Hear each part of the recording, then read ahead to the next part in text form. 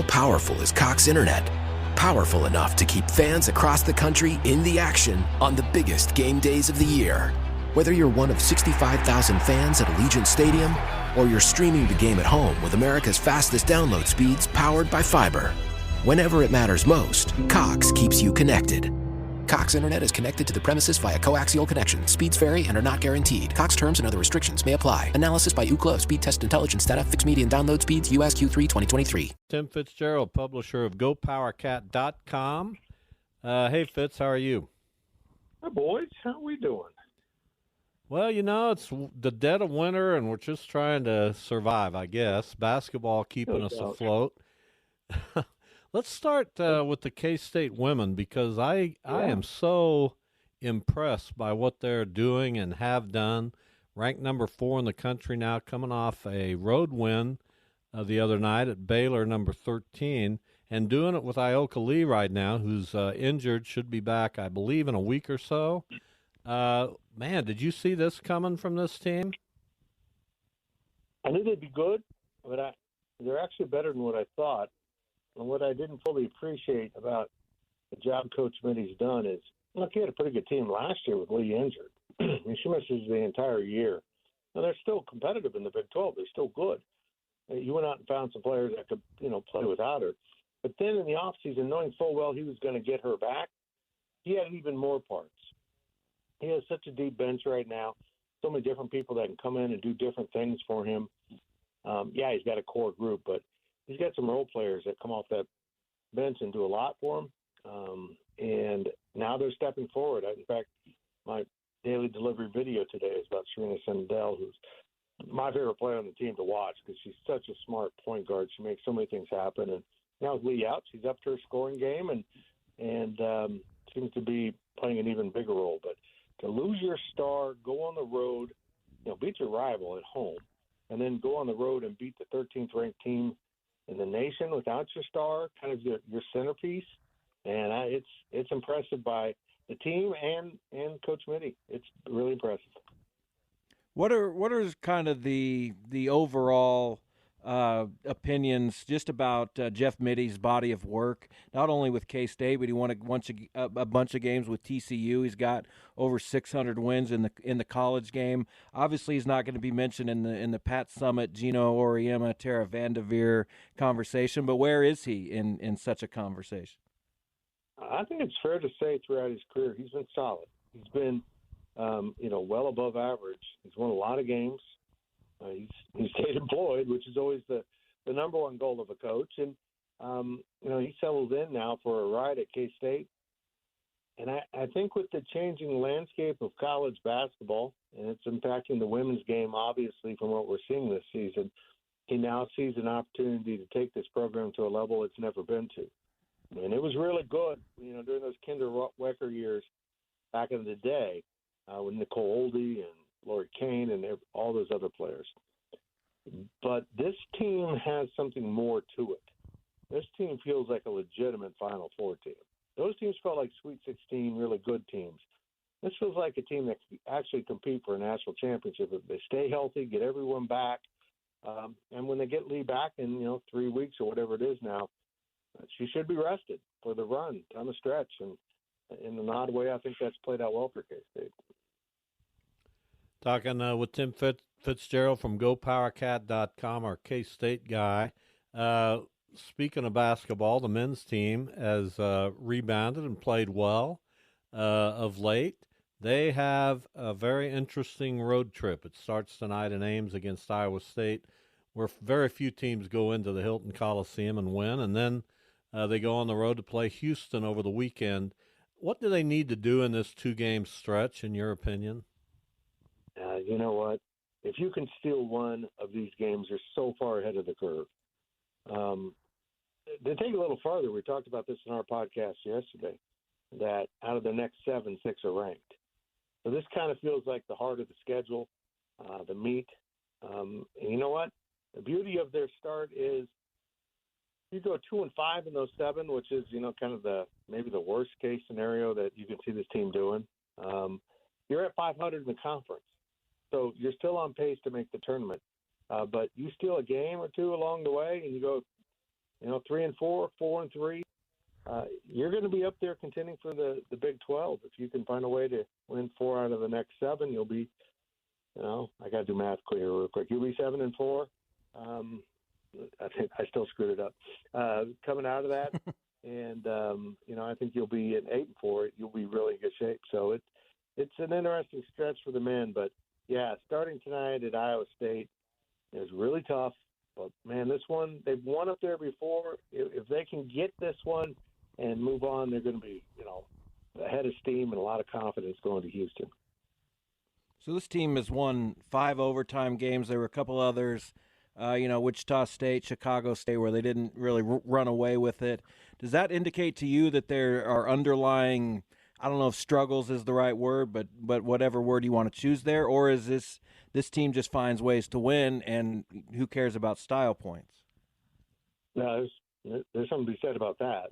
I was very concerned, particularly coming out of that Chicago State game as they headed into the Big 12. They didn't look like they were competing at that level, but Jerome Tang did it last year, and he did it again this year.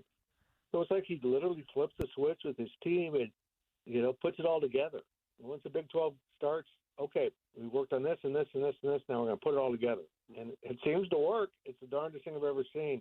I think we can all agree that this team doesn't pass the eye test quite like last year's team. Last year's team got out and ran. They scored easily. They just were kind of entertaining to watch because of Marquise Noel and Keontae Johnson and Naquan, and those dudes are gone. And this team's less high-flying, but whatever the formula is, the recipe is Jerome Tang and his coaches use, still works. It's a really good defense. They score just enough to win. Somehow they're turning the ball over at an unacceptable clip and winning. And that's an area where if they can get it under control, they could really take off. And look, they've had 18, 17, and 17 turnovers the last 3 games. They lost the one with 18. They nearly won the ones with 17. And that seems to be the line that they can't cross.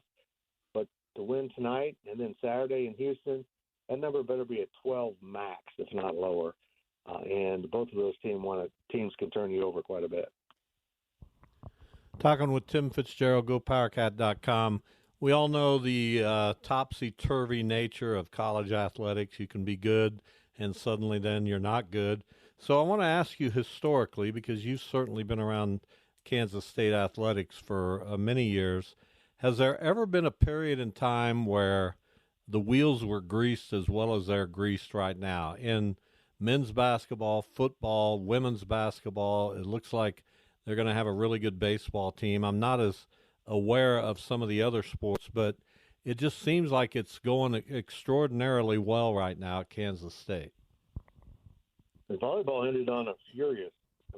That's true. They swept a couple top 10 teams at home down the stretch 3-0, which is including Texas. It's unbelievable what they did late in the year. They should have gotten the tournament. They didn't. That program under coach, another coach that Gene Taylor hired. They're good. They're going to be around. I don't know, man. I think a lot of other ADs are going to be calling up Gene and saying, what are you looking for that you're finding all these coaches that have been so successful? And the bottom line, he's looking for good people that'll fit into the culture. And, of course, the coaching part's important, but he wants people that want to be at K-State because it's K-State and not the next step in their career. Do you think the tension between the university administration and the basketball program has eased? Is that something that's just bubbling under? Will it resurface at some point? What do you think about all that? Basketball's in its season. There's nothing going on that front right now. They're in season, and the university has a lot more things to worry about. They're under a cyber attack, and they've tried to play it down and kind of play it low, but every student and faculty member on campus, anyone with a KSU email address or access to their system has to change their password. We're not sure if it's ransomware or just a cyber attack, but the university's kind of crippled with their teaching systems, everything. So that's kind of the worry now of Anderson Hall, and maybe some regrets that one of the people that was fired along the way on campus was the IT director that might have known how to prevent this. So it's a little chaos on the K-State campus. Wow. I didn't know that. That's like scary stuff. I shivered a little bit hearing that. Don't want to fire your IT guy ever. Yeah, that was one of the first things he did. He fired the IT and the HR person. And I know when you come in, you want your own people, but you can't cut your nose off either. It looks like they were caught a little, with their pants down on this one. They were not prepared for it. They had no idea how to handle it. And the most worrisome thing is teachers are all gone digital. Their lessons, their taped lectures, they're all stored in a system now that is inaccessible and may be lost.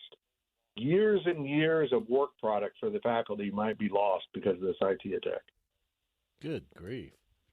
Tim Fitzgerald, this took a dark turn, our interview with Fitz. Let me ask you this question.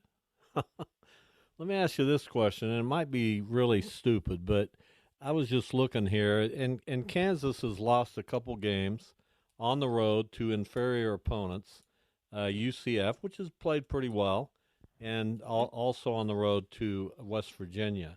And you've got now Houston, Cincinnati, BYU. Next year you get Arizona coming into the conference.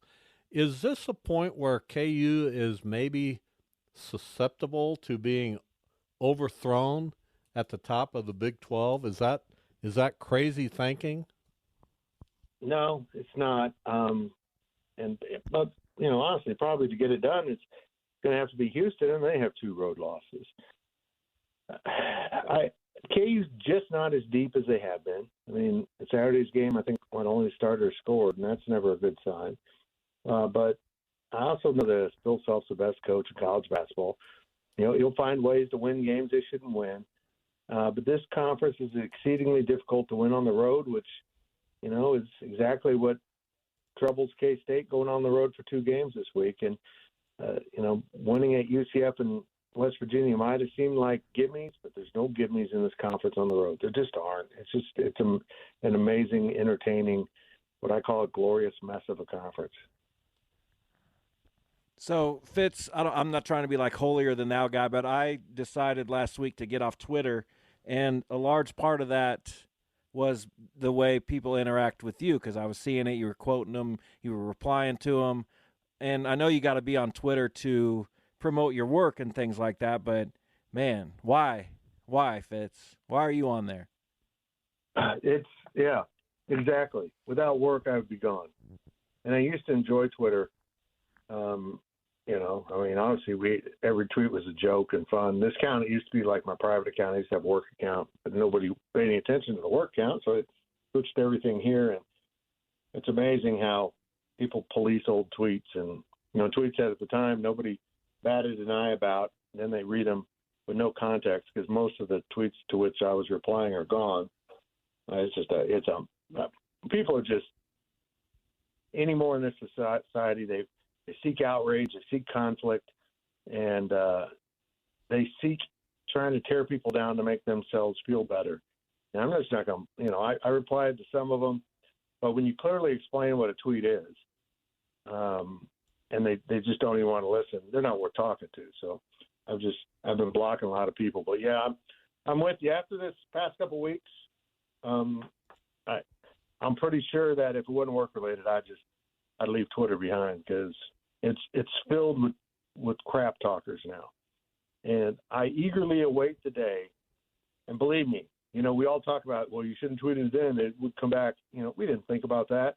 What these people aren't thinking about is I don't think it's too far down the road before AI can connect all these anonymous accounts to real identities. And when that happens, there's going to be a lot of people sorry that their hobby was talking crap on Twitter, trying to ruin people's lives because then they'll be in the crosshairs. Yeah, there you go. Boy, what a conversation today. It was a weird one. Breach of the, yeah. Loved it. There you go. Fitz, we always love having you on. Thanks for your time. Thanks. And Jeff, thanks for asking me about that because it's bull crap what's been going on and to take stuff so wildly out of context and try to ruin someone, I'm not going to play that game. I'm going to keep doing my job. People that know me, and screw them. There you go. Thank you, Tim. Yeah, boys. How powerful is Cox Fiber? Powerful enough to keep fans across the country in the action on the biggest game days of the year. Whether you're one of 65,000 fans at Allegiant Stadium or you're streaming the game at home with Cox Fiber from the company with America's fastest download speeds. Whenever it matters most, Cox keeps you connected. Limited availability in select areas. Speeds vary and are not guaranteed. Cox terms and other restrictions may apply. Analysis by Ookla of Speed Test Intelligence data. Fixed median download speeds. US Q3 2023.